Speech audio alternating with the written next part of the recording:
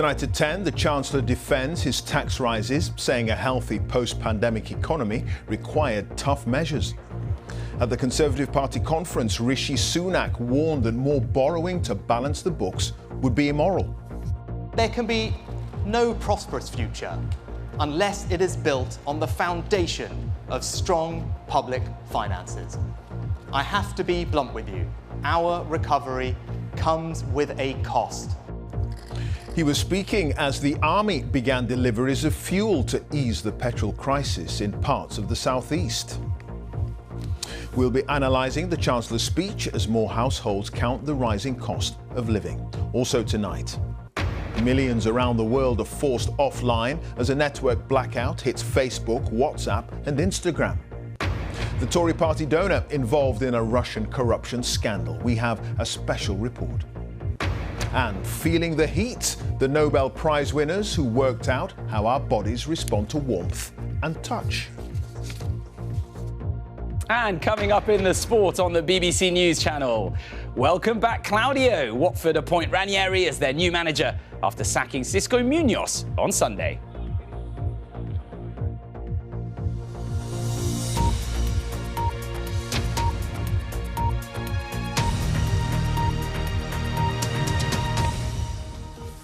Good evening. The Chancellor, Rishi Sunak, has defended the government's recent tax rises, saying funding an economic recovery after the pandemic comes with a cost. He also said taxes could only be cut when the public finances are on a sustainable footing, and borrowing more money would be immoral.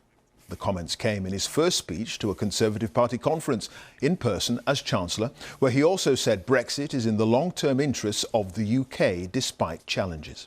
Our political editor Laura Koonsberg has more from Manchester. You're not going to get in there. We need this area clear. So can people start moving, please? No one wanted to give up a place in the queue. They're not listening. They weren't listening because they wanted to hear. Move everybody this way, please. Standing room ran out for the Chancellor, who let go of the purse strings during the pandemic. Emerging today to remind this crowd his instinct is not to tax or spend. Just borrowing more money and stacking up bills for future generations to pay is not just economically irresponsible, it is immoral. And whilst I know tax rises are unpopular, some will even say unconservative, I'll tell you what is unconservative. Unfunded pledges, reckless borrowing and soaring debt. But coming out of the COVID emergency has put new strains on the economy everywhere. The changes of Brexit have brought pressure too.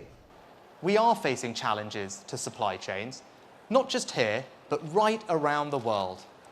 But tackling the cost of living isn't just a political soundbite. It's one of the central missions of this Conservative government. But making ends meet is getting harder for so many people. Like Leslie, she works at Manchester College, but paid £5 to join this community grocer. Like Michelle, that means she can fill a basket for £3 a week. This unusual kind of shop only opened a year ago. Its 10th branch is coming any day.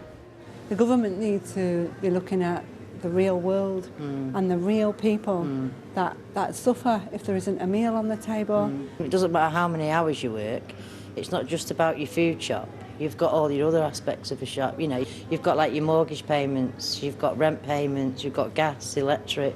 Come to the end of the month, you're lucky if you've got any money left.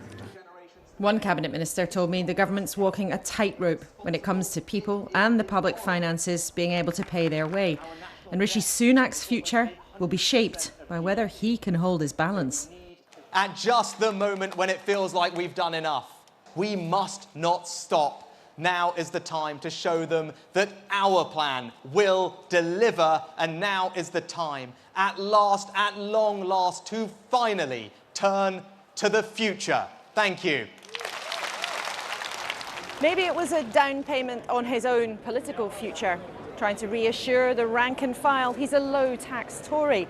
But it might get much harder in the coming months to reassure the crowd outside that the Tories are really on their side. Until your party took my job off me. Just as Jacob Rees-Mogg was confronted today, ministers can't turn their faces away. Even the most polished political script can be written in a moment by what happens in the real world outside. Laura Kunsberg, BBC News, Manchester. Well, while the Chancellor has admitted that supply chain problems in the UK are likely to continue until Christmas, military personnel have begun trying to tackle one aspect of the resulting shortages, delivering fuel. While there's been a big improvement across much of the country, petrol stations in London and the South East are still running low on supplies. Our economics editor Faisal Islam has been assessing the economic backdrop to the Chancellor's conference speech.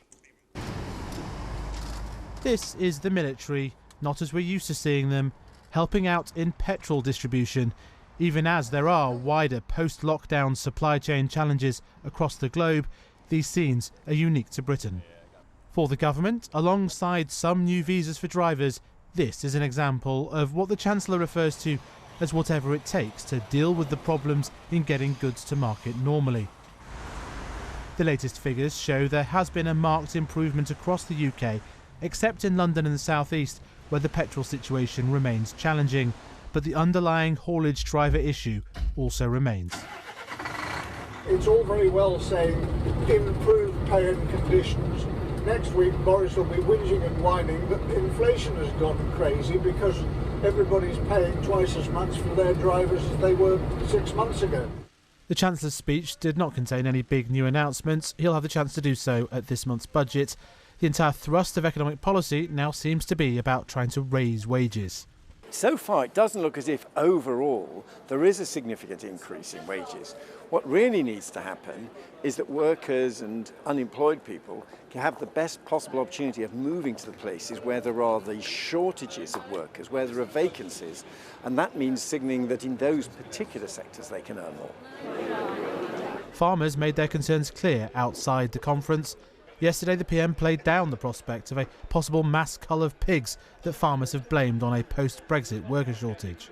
We don't want to see consumers going short of food and not being able to access high-quality British food. And we don't want to see farmers and growers going out of business because they cannot get their food to market.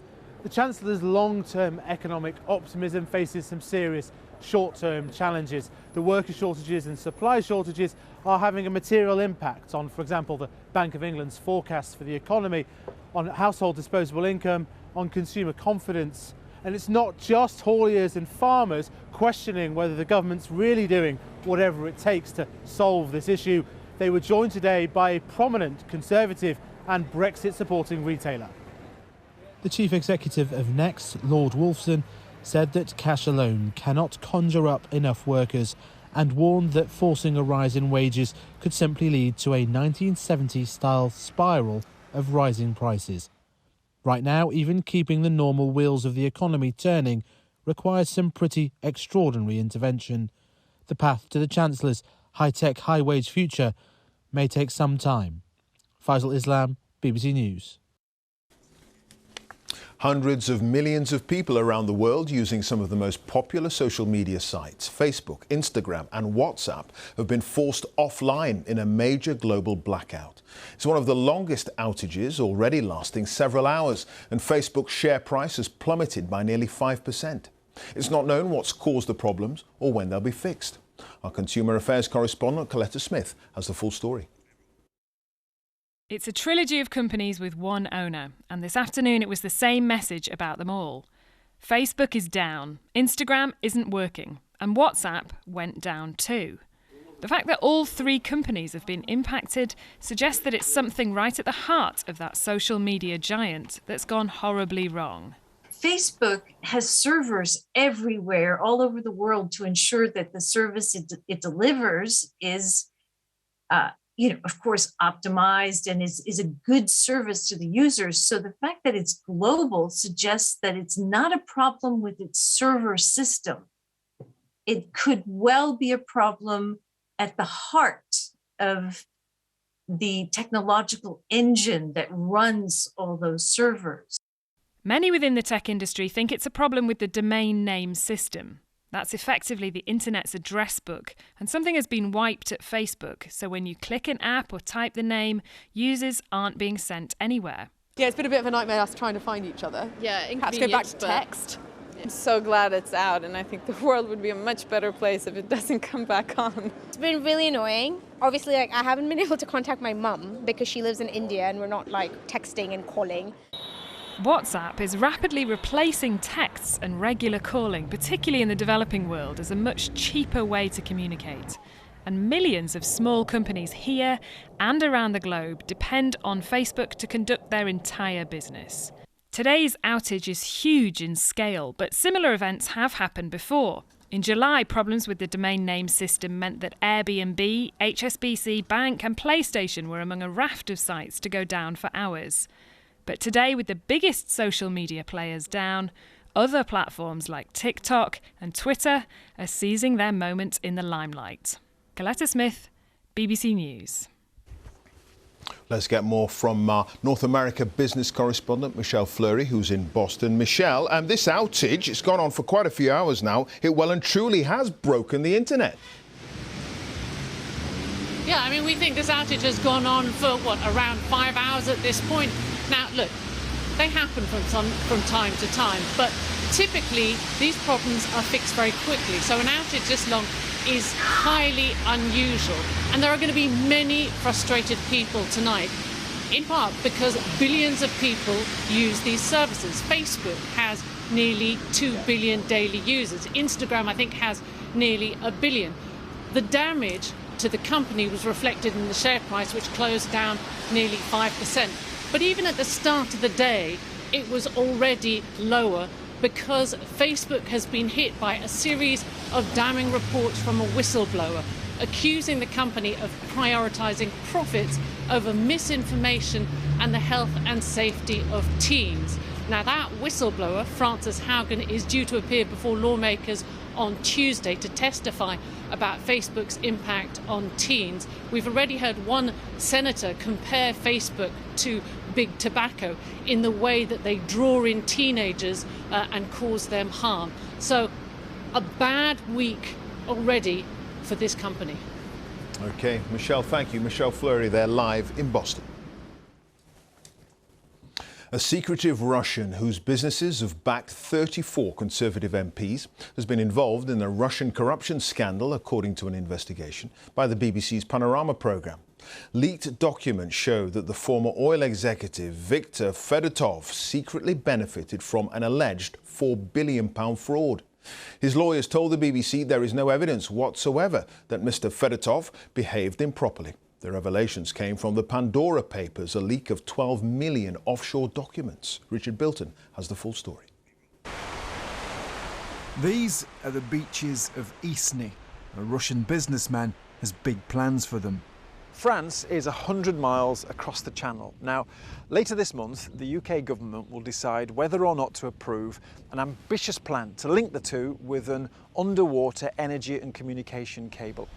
The £1 billion scheme would be built by Aquind, a company owned by Viktor Fedotov. It's controversial because his businesses have given the Conservatives £740,000, including donations to 34 Tory MPs. The reason this matters is that Aquin wants to lay a power cable under the Channel. And you have to ask yourself why, in those circumstances, Aquin feels it needs to go to such elaborate efforts and spend such money and so much time to get access to the Conservative Party.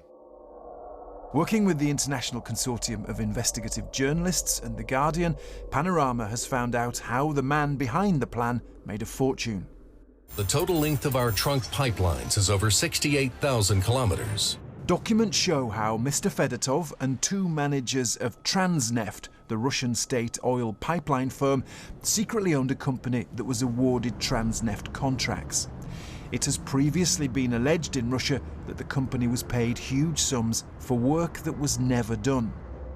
Now the files show how profits from the Transneft contracts were pushed through offshore companies to secretive trusts controlled by Mr. Fedotov and the two other men. It looks like they siphoned off more than $100 million from Transneft.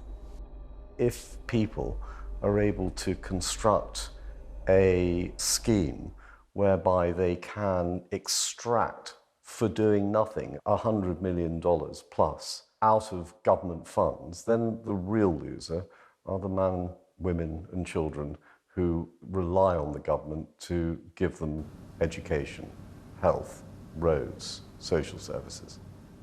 Lawyers for Aquin and Mr Fedotov said there was no evidence that funds were embezzled from Transneft.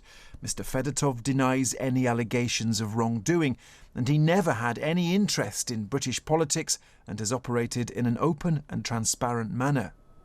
Some of the money from the alleged fraud ended up in the UK, helping to pay for Mr Fedotov's impressive country house. It also funded his company, Aquin, and its donations to the Conservative Party. The Prime Minister today defended the vetting process. I see that story today, but all I can say on that one is that all these donations are vetted in the normal way, in accordance with rules that were actually set up under the Labour government. So we vet them the whole time. A Conservative Party spokesman said fundraising is a legitimate part of the democratic process, and government policy is in no way influenced by donations. Richard Bilton, BBC News. And there is much more detail on the Pandora Papers and what they reveal on the BBC News website, and more information on the iPlayer. Now, the government's latest coronavirus figures show there were 35,077 new infections recorded in the latest 24-hour period, meaning an average of 34,160 new cases were reported per day in the last week. There were 33 deaths. That's of people who died within 28 days of a positive COVID-19 test, although some data has been delayed. That means, on average, 111 deaths were announced every day in the past week. The latest figures on those being treated in hospital and the percentage of people who've been vaccinated haven't yet been made available. London's top police officer, Dame Cressida Dick, has announced an independent review into the Metropolitan Police's culture and standards. The move follows the conviction of Wayne Couzens, who was a serving officer when he kidnapped, raped and murdered Sarah Everard in March. Cressida Dick says she won't resign over what happened, but admits the way recruits are vetted before joining the force should be looked at. She's been speaking to our special correspondent, Lucy Manning. The Metropolitan Police Commissioner on patrol this morning, on the same streets that some women feel scared to walk down alone at night. She and her force have been rocked by Wayne Couzens' crimes, now promising to restore trust in her first interview since Couzens was sentenced. Your officer kidnapped, raped and murdered a lone female, Sarah Everard. You were his ultimate boss. It was on your watch. Why won't you resign? So these events have been absolutely dreadful. They have made everybody in the Met furious, and we depend on public trust. So today I am announcing that we will be doing a review that will be led by a high-profile independent person, and the review will look at our internal culture and it will look at our professional standards. Some people will say that that's not enough, that you need to go. Did you offer to resign? People will be entitled to their opinion. I've got a job to do. I'm getting on with it. My job now is to lead the Met through a difficult time. Couzens, seen here the night he murdered Sarah, buying things to use in the attack. But could he have been stopped days earlier when the Met were investigating 2 incidents of indecent exposure? We have an independent Office of Police Conduct investigation. There's one thing I do want to say, which is that as far as I am aware, and this needs to be assured by the IOPC, at no stage during an investigation into an indecent exposure was a police officer identified. But how did Couzens join the Met's firearms unit when there had been a previous allegation of indecent exposure when he worked as an officer in Kent 6 years ago? What went wrong on vetting? So in terms of vetting, I think the public will rightly be very concerned. I have asked that there should be a review of national police vetting standards. Couzens wasn't re-vetted when he became a firearms officer, was he? Or when he joined the Met? I'm not going to discuss the details of this because it is actually for the IOPC to say what happened. But what I can say is that there's been much speculation about an incident in Kent. No police officer was arrested, charged, convicted at all. So the Met will allow itself to be examined, But it's not the public inquiry or the resignation some have called for. Lucy Manning, BBC News. Let's take a look at some of the day's other top stories. And a Metropolitan Police officer has been remanded in custody, charged with raping a woman he met on a dating app. St Albans Magistrates Court heard that PC David Carrick, who's 46, was off duty at the time of the alleged offence, and that he emphatically denies the allegation.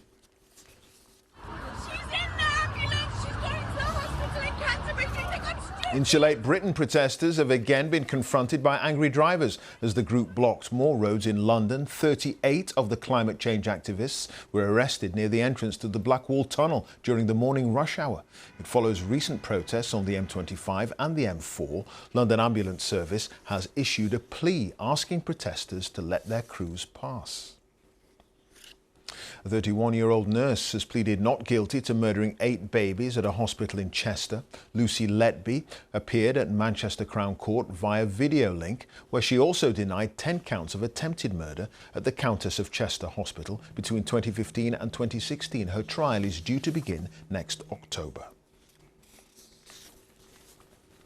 Ministers are considering whether to reduce the threshold at which graduates must begin to repay their student loans.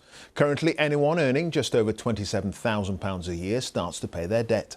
But with just 25% of students expected to pay off their loan in full, the government is looking at proposals for the future funding of universities in England. Our education editor, Branwen Jeffries, has been talking to students in Staffordshire. Growing up in Stoke, few go from school to university, half the rate of wealthier southern England, even though most graduates earn more. Students starting at Staffordshire will all pay fees of more than £9,000, from engineers who will earn high salaries to digital artists like Vincent in his final year, who doesn't think graduates should start repaying earlier. Computer science and engineering are pretty popular subjects, so I mean, I think they're okay to maybe pay that share, but then, you know, for more of the creative fields, it can definitely be a lot more demanding, again, because our salary is so low starting out. Emma should get work straight away in forensics, but says graduates need a bit of leeway in the first few years. There's so much stress surrounding that because you need to pay rent, you need to pay the bills, you need to pay for food, you might have a car, insurance, and then on top of that you need to pay your loan. And now at this point obviously you don't need to think about that until you earn 27k a year, which is a decent amount of money a year. Today's students will repay their loans for 30 years after they graduate. How much they repay will depend on how much they earn. And at the end of those 30 years, we all pick up the bill for the unpaid loans, whether we went to university or not. And that taxpayer's share of student loans has now reached more than 50% of the total value. When earnings hit just over £27,000, graduates repay 9% of income above that threshold. If it was lowered to 21 or 23,000, as some suggest, that would mean they start repaying sooner and repay more. Our employability. The Vice-Chancellor tells me it would penalise students getting a degree later in life. If they're already paying for a family and paying for a mortgage, can they afford to start repaying their student loan as early as they might have to? And so there are challenges there, but there may be a balance we could have. We've been saying for some time now that maintenance grants are really important. Despite the debate about cost, more students have chosen to sign up in England this year. Branwen Jeffries, BBC News, Staffordshire. 2 American scientists who discovered how our bodies sense the warmth of the sun or the feel of a hug from a loved one have won the Nobel Prize for Medicine. David Julius and Ardem Patapoutian used very spicy chilies to identify the senses that enable the body to feel heat and pressure, which could lead to new ways of treating pain. James Clayton has more details from California. The challenge that we set out to solve in the lab was to understand the molecules and signaling pathways that underlie our sense of touch. Professor David Julius and his team set out to better understand how we interact with the world, from a morning coffee to a hug from a loved one. You might think it's pretty obvious when a cup of coffee is too hot or a drink is too cold, but scientists haven't actually understood fully how we experience those sensations. And that's why this research is deemed to be so important. Not only does it improve our understanding, but it could have huge implications for how we manage pain. Researchers investigated that burning sensation we feel from eating a hot chili pepper. They discovered a specific type of receptor, a part of our cells that detects the world around them, that responds to pain. Touch is one of the 5 senses, but it does something very special because most cells in our bodies communicate through chemicals, and yet these touch neurons have to sense physical stimuli such as pressure and temperature, and in a way transform this information into chemical signal that cells can understand. And no one really knew how this happened. Places like San Francisco are in the grip of an opioid crisis. More people died in this city of drugs overdoses than of COVID last year. The hope is that this research will allow scientists to create better, more targeted and perhaps even less addictive pain relief in the future. James Clayton, BBC News, San Francisco. That's it. Now on BBC One, time for the news where you are. Have a very good night.